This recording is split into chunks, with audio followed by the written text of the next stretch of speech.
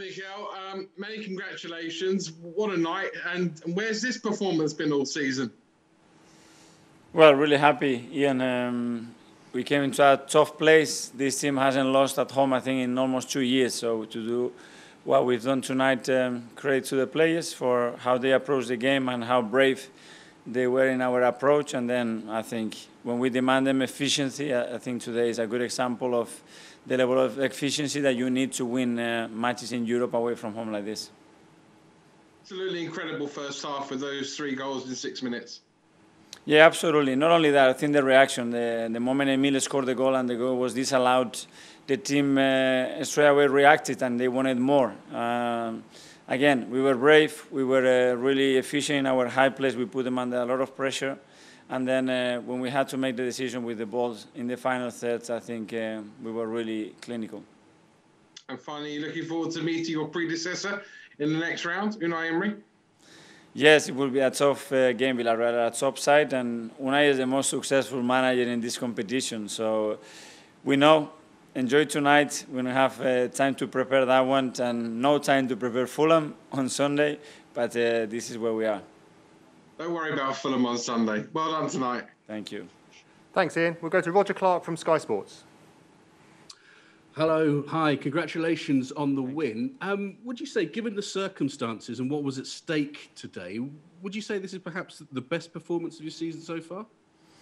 I don't know. It certainly was one of the most important games. We know how important the competition is for the club, for ourselves, and for the fans. And today we brought a difficult result back from the Emirates because we weren't that efficient on the day. And today we showed completely the opposite resilience in the opponent's box to kill the way in the moment we had the momentum and the opportunity in the game to kill it. Can I ask you about before the match when the players took the knee? It seems that they really wanted to make a point about this one, particularly Lacazette kneeling in front of them. Was that the case? Were they keen to make a point? Was it something that was discussed before? Yeah, they asked me and the club that they wanted to take that initiative, and they had the right reasons for it. So the club was very supportive. I was supportive, and thankfully the referees and UEFA as well, they've been supportive. So I think it was a good gesture. And can I ask you as well about Pierre-Emerick Aubameyang? He's been in hospital. Can you just give us an update on that? Is he actually still in hospital, and how long are you expecting him to be out for? We just spoke with him. He's at home. He's fine. He's completely fine at the moment. He had 2 days in hospital to get the right treatment, but he's feeling good now. And feeling good, but will he be back training soon, back playing soon? Well, see how he recovers. I think he will need a few days to recover from that, but he wants to be back as soon as possible. That's what he said to me. Thank you. Congratulations again. Thanks, Roger. We'll go to James Benge. Hi, Mikel. Obviously this was a game where 2 young players, Emil Smith-Rowe and Bukayo Saka, really stood out. Could you speak, both from yourself and for the club as a whole, how much it means to see these youngsters that were forged at Hale End, really running the show on a big night like tonight? For me, it's a joy to watch them play, to watch them every day in training, how they behave, the passion and the commitment that they have for the club, and then how much they like to play football. And you have to let them express. You have to give them certain work frame to work and some ideas of how they can exploit their qualities, and then it's up to them. And I thought that both of them were really, really good today. And how easy for them is it to have someone like Laka who can score the chances, but does so much more before the ball gets into the box? I think that's when you start to create cohesion and understanding between players, that players have to make each other better, and that's a big quality. And then you need somebody at the back to make those players better and get the surroundings and the collective understanding the way it should be. And the same happened with the backline. I think today we looked again really solid. I don't think we conceded a shot on targets. And that's merit because they a little bit continue to a little bit help as well in these understanding moments. Thanks, Mikel. Enjoy the evening. Go to Paul Brown. Hi, Mikel. Hi. Could you just tell us when you found out that Aubameyang had contracted malaria? Did he play the first leg knowing that he had that? And when would you expect him back on the timeline of recovery? No. When he wasn't involved against Sheffield, the 2 days before, he wasn't feeling good, but nobody could expect that was the case. And the dog did some more tests, some more analytics, and that's when he came on. And that's when straight away the dog realized very quickly what it had to be done, and they did a great job, and he's safe and he's feeling good. So it could be a little while then before he makes a full recovery, could it? Hopefully not, because he feels really good. That's what he said to me today, and he really wants to give back. But I don't know, if the treatment is efficient, it shouldn't be taking too long.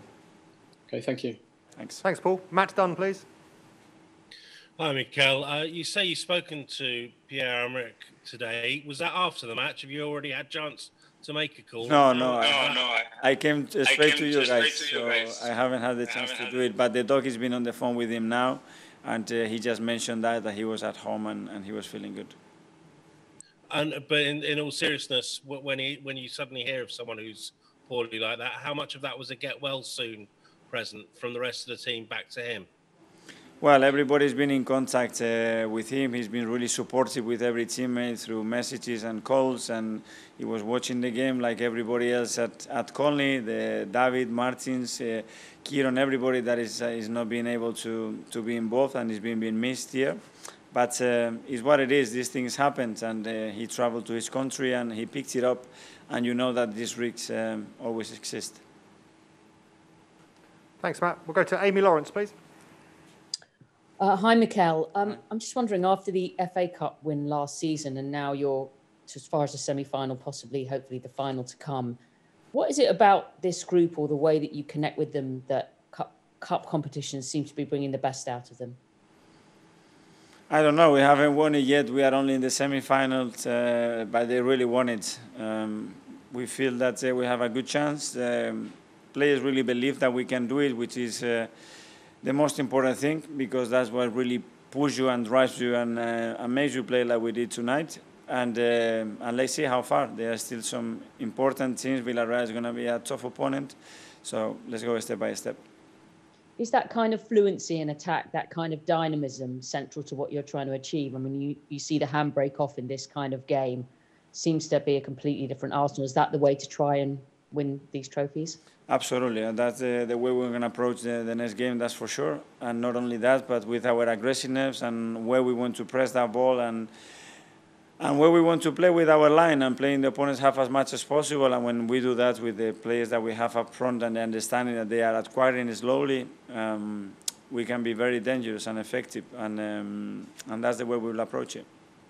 Does a game like this cement exactly what you're trying to achieve with the team when you get this kind of result? You've been working at this kind of Yes, well, it's an important result, but there was still a lot of things that we have to do better in the game. There's a huge margin in a lot of things that we are doing at the moment, but they will come. Thanks so much. Good luck. Thank you. Thanks, Amy. And finally, we'll go to Nick Ames. Hi, Mikel. Hi, Nick.